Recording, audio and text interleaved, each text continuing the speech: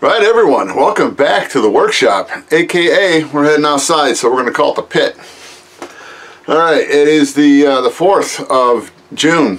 Still haven't gotten the lettering yet. That's not that big of a deal. The weather's just been too it just hasn't been good even for flying. I've had two days off, well, counting yesterday and today, 4 days off, where it's just too windy to be up at the field. What I ended up flying on, I went up last Monday, a week ago. Brought a Piper Cub, I think it's called an Ascent. It's electric powered glider. It was a modification on the plane, and it was just too windy. I actually brought up 3 planes, but I'll bring that one into mention very quickly. Started off real nice in the morning. It was less than 5 mile an hour winds. That's why I brought the planes up that I brought up, just because they like light winds. And so anyway, got up there, got everything put together, got the Cub set up, and went off with the unmentioned plane, which was the Tundra, just to do a video test. I'm trying to find out how to work with the camera you guys are watching me through for action. Because it loses focus too much. So I redid the settings on it, and so now it's actually set up for action shots. With the video testing we did, it came out very nice. It never once lost focus of the Tundra flying around, so that was good. So that's how I'm just going to make sure that the camera's going to be set up for that when we do the maiden flight. But anyway, back to the story.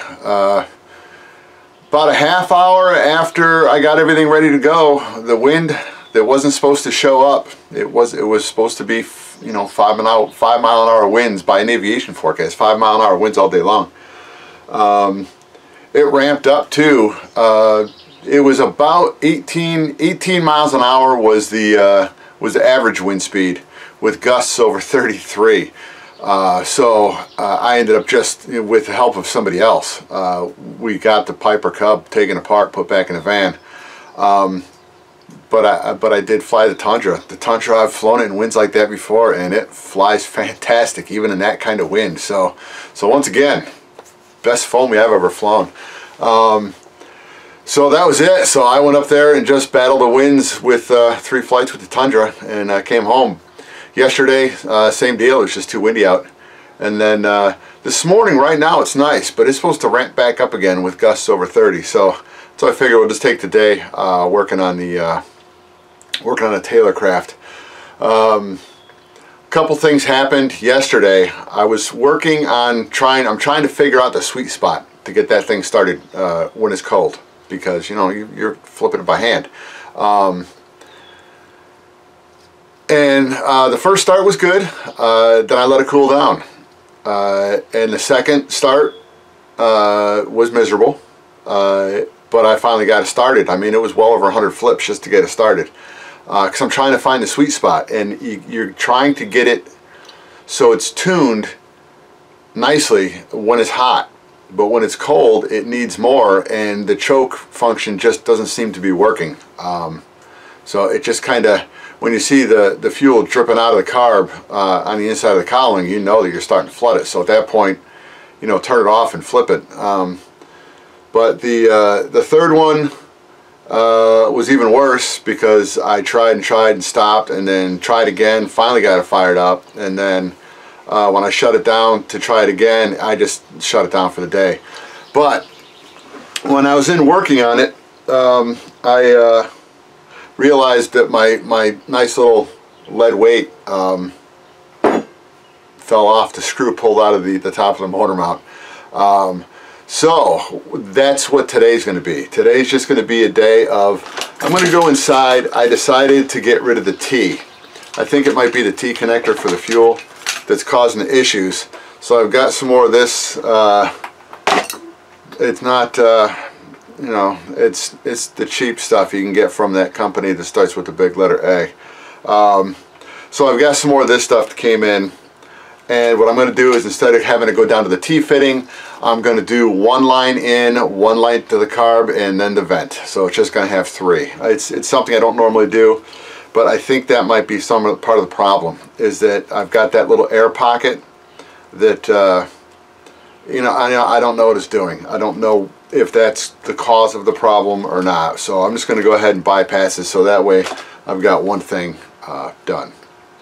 And then to do this, to put glue, to glue some more lead in, here's what I did originally on the engine mount, was that I decided to make this one so that to take weight out of it, instead of drilling all the way through, I decided to have it so that it's cupped, so that on the inside, when I pop it off, I'll show you, it's got a big opening on the back side of this between the let's just say the motor mount and then the cowling, the firewall mount. So I can load that full of lead, and it can't go anywhere because it's going to be trapped. So that's going to be my goal today. So I got to take this off, take this all off, weigh out another batch of lead, and then I'll get that glued up, and let's get it all back together again. And then once everything is set and ready to go, I will take you upstairs. We'll get it mounted back outside on the ground, throw some fuel in it, and see how well it's going to start, which I'm hoping it's going to start well. So I'll bring it back in from time to time on what I'm doing with this, or maybe even give you a little speedy up video, because we haven't done one of those in a while, and then we'll see how it goes.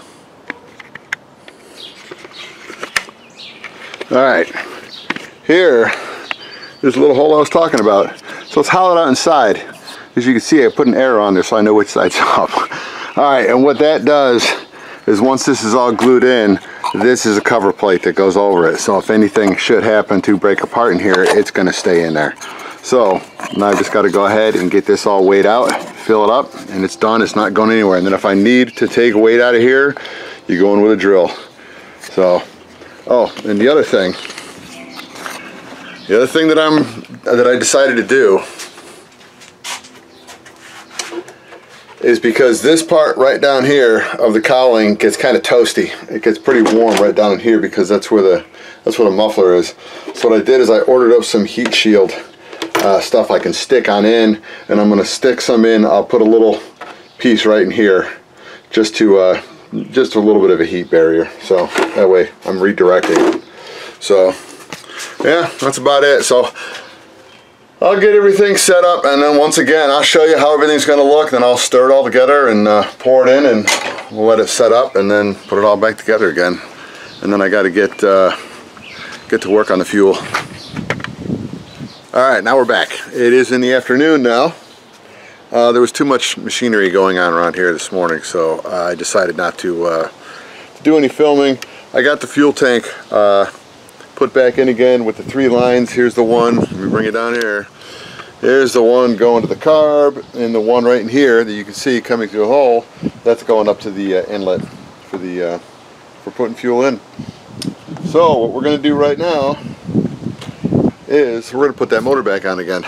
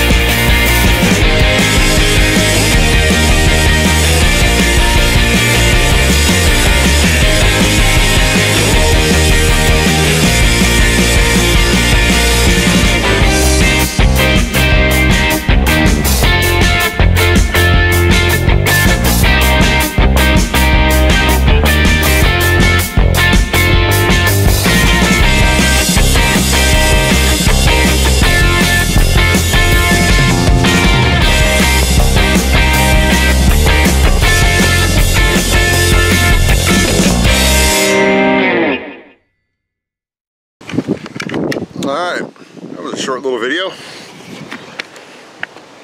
I came in, I decided I wanted to replace the screws, the engine mount screws, bolts, just because they were a really cheap grade, and I decided to get something that was flanged. So those will be much better. Plus I put some little lock washers on the back side of it because those kept loosening up and they were rattling twice. So when we get this fired up, we'll see how well she works today.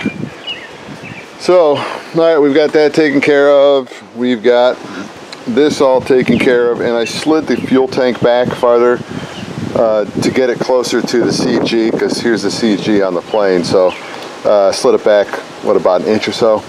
So let me get everything put back together, and then we'll drag her back up by the van, and we'll get it, sorry about that, and then see if we can get her fired back up again.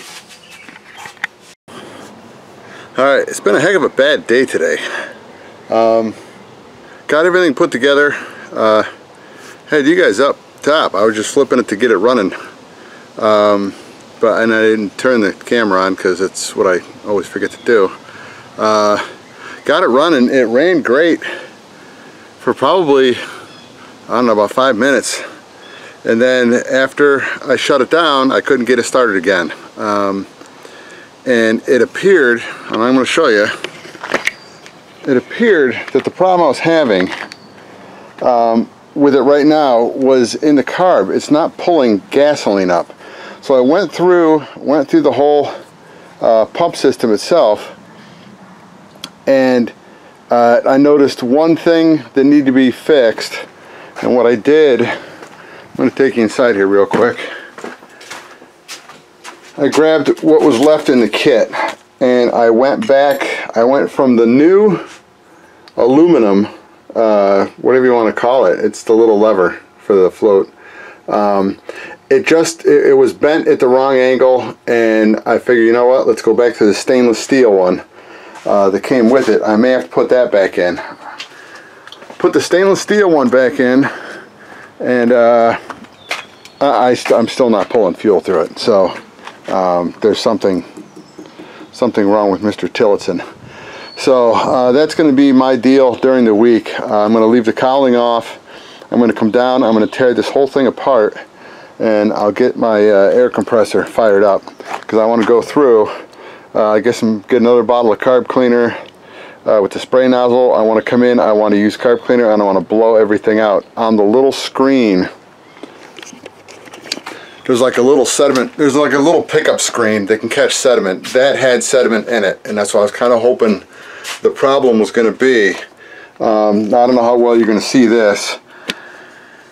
Alright, this is the style I've got. It's got this little teeny tab on the bottom where it slides into. You can see the little flat bar across the top. That's the little lever, and this comes down to the needle.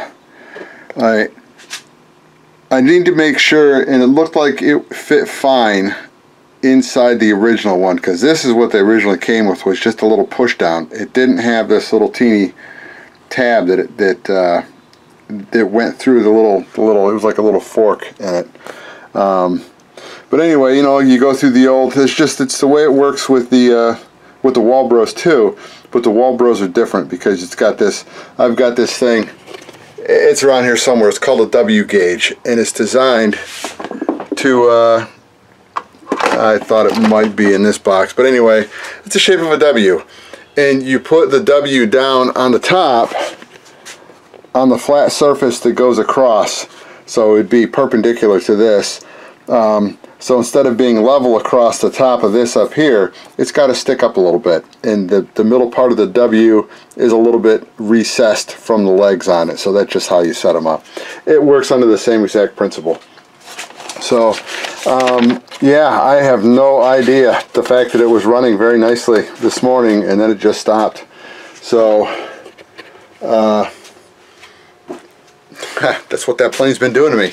So anyway, what I'm going to do, I'll bring you guys back in. I want to see if I can get a video out for this Friday, just a little one, just to kind of show you what I'm jumping through right now. with the hopes that, because I've got Sunday off, with the hopes that I can get that thing fired back up.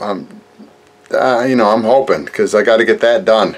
Until it makes me happy, she's not leaving the ground.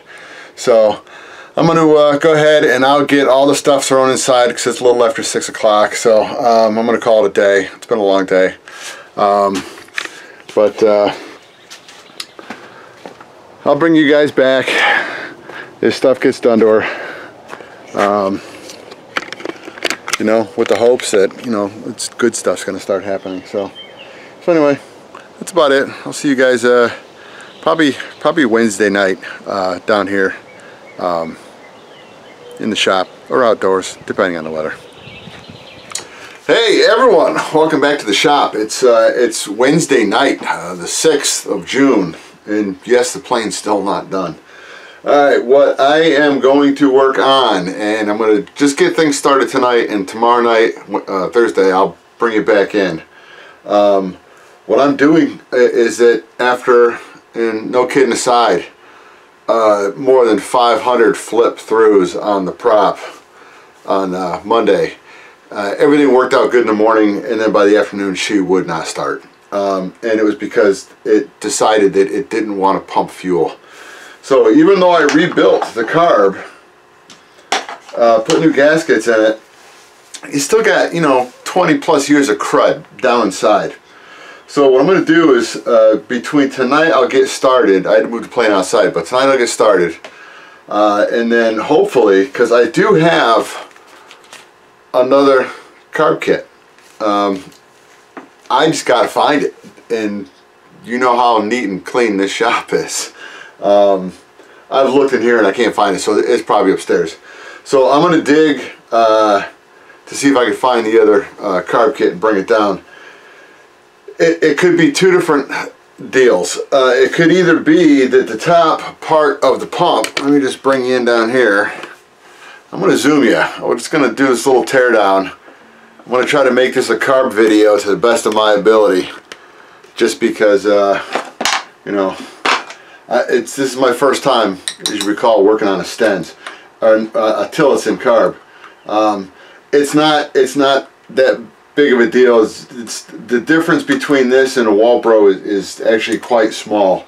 But it's either, you know, 20 years of crud inside here, or I'm just not getting a good enough pulse from the engine that comes in. Sorry about that. Let me get it through this little hole right down here. So this is where the pulse comes through that actuates the pump up on top. It just pushes the bellows in and out. So let me go ahead and take this off. And I know I'm probably zoomed in a little too tight, but that's just the way it is right now. So I'll take these off the top, and this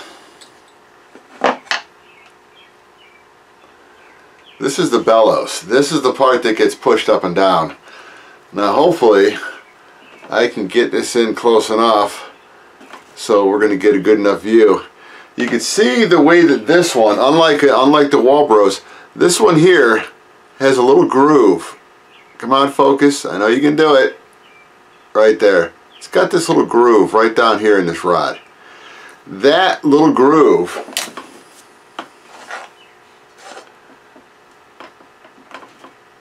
has to slide down into this little fork right there. So once it slides into that fork, what it does is it goes up and down, it pushes the needle up out of the seat, so that's how you get fuel in.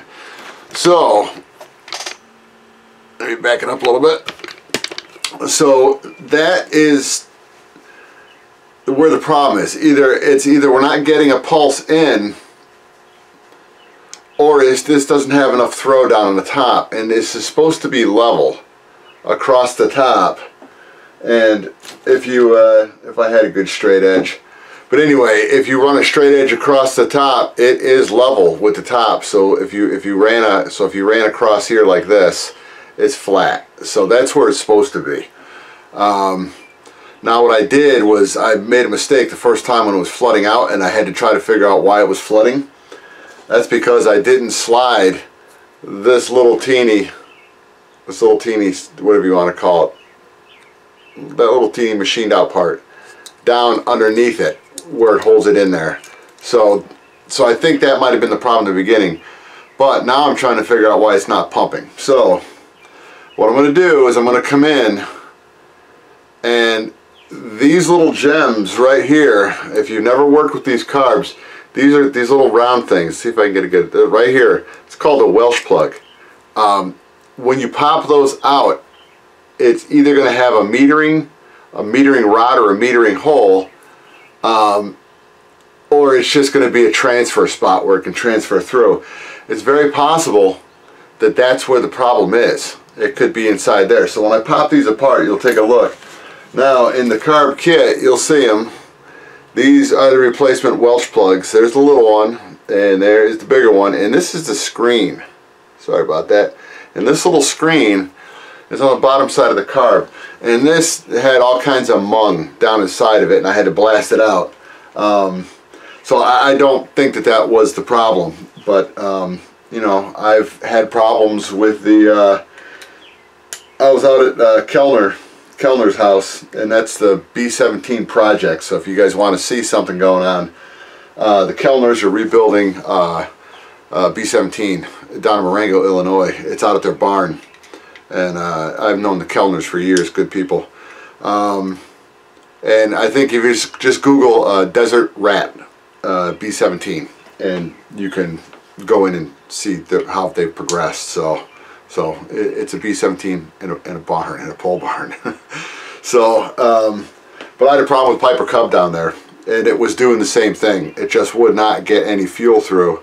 So I jumped into their shop and pulled the carb apart, and that's what it was. It was just some crap that was down inside clogging it up, and once I got everything cleaned through, she fired up, and she's been running great ever since. So it could just be bad gasoline, or there was possibly water in the fuel, whatever caused that problem. But I'm just tearing this apart just so you get a nice little look of what's underneath this part without me doing any catastrophic damage to it. Okay, and here's the bottom, and this little thing right here by my finger, that's where that little screen goes in. So that had a lot of stuff in it, and if you saw this one, even though it was cleaned out, it still has a bunch of crud in there. So this will get lifted out. If I can find my little Sharpie poker. There's a little Sharpie poker. So I can go ahead and slide this out and take a look, and it looks like it's pretty clean. Yeah, no, this one, you won't be able to see it, but you know, if you can see it, you can see light through it, so it's clean. So what I am going to do, yeah, that's going to be, this is what I'm going to be working on through tomorrow night. So if I can't find the carb kit, I'm hoping that this one's still good. I hope it's just some crud down inside. I got to stop and get another can of carb cleaner, because my little can of carb cleaner is almost entirely out. So I want to go, I'll stop by O'Reilly's or, you know, wherever, and pick up a can of that. And then we'll come back here tomorrow, and we'll finish this up. Now, real quick, there's a couple different ways, because I like rambling, a couple different ways where you can remove Welsh plugs. You can do it where in most cases you're just going to drill a small hole through here, then you're going to come in and pry it up. But I saw a guy online hit it with one of these little doinkers. One of those little, it's a doinker. It's one of those little tools for getting ready to pre-drill a hole.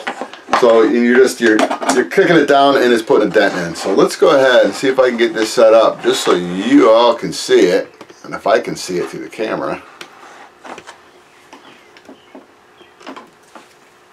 With the hopes that it's going to work. See if I can pop this out.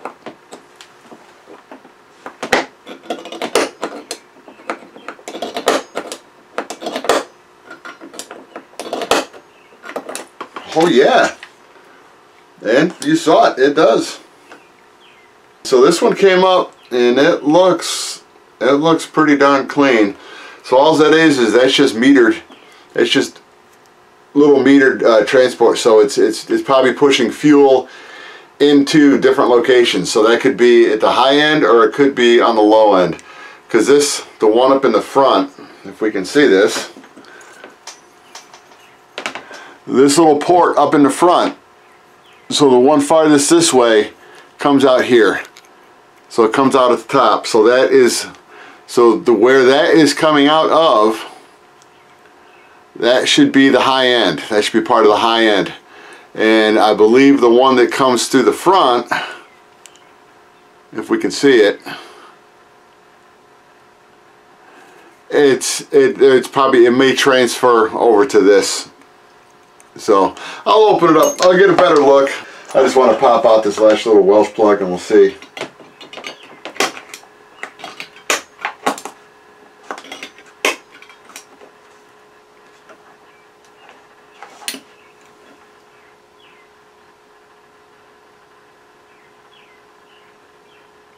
Okay. Now, I don't know if you're going to be able to see this. I may take a picture of it with my phone and post it. I'll post it on the screen too, because I don't think you're going to be able to see this. Let me see if I can get some light in it. Somewhere around here I do have a little light that we can shine in the hole. There it is. Okay, with the hopes that we're going to be able to get this focused in.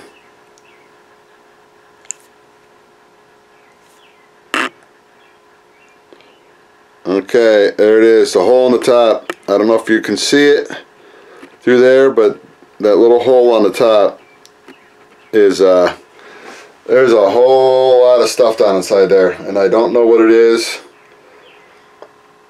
It almost looks like a little mesh screen, but until I shoot it with some cleaner, I don't know exactly what it is.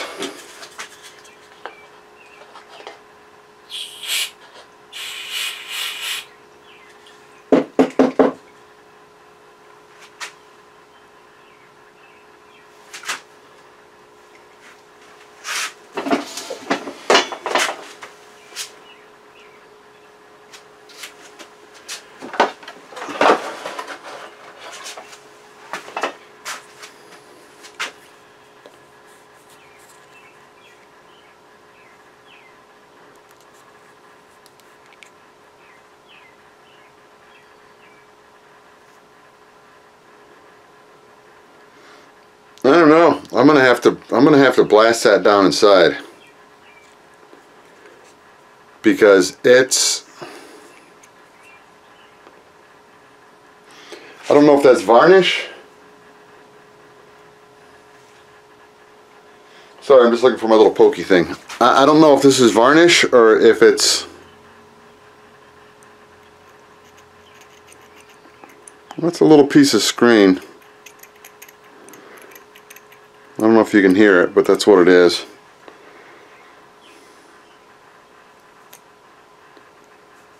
It should have a little ring in it.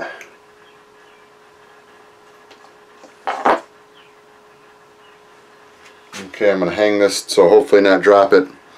But this is what's pressed down inside there. It's a little teeny ring that holds whatever that is down. So let's see if I can lift it. Carefully lift it.